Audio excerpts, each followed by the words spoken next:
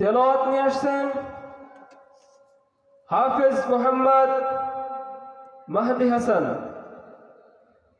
এই মুহূর্তে আপনাদের সামনে পবিত্র কালামুল্লাহ থেকে তেলাওয়াত নিয়ে আসছেন হাফেজ মোহাম্মদ মেহেদি হাসান।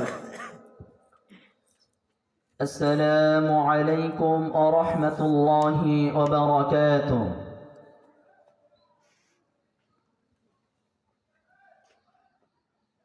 أعوذ بالله السميع العليم من الشيطان الرجيم.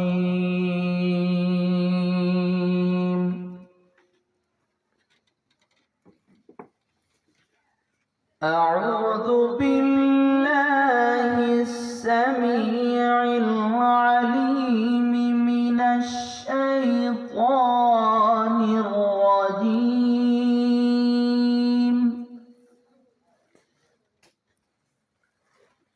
أعوذ بالله السميع العليم من الشيطان الرجيم.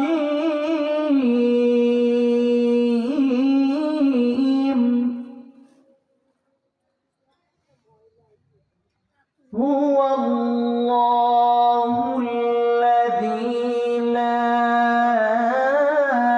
إله إلا هو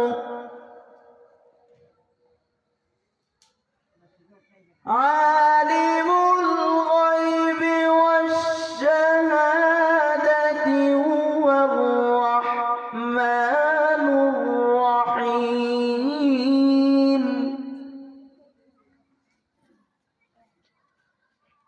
هو الله الذي لا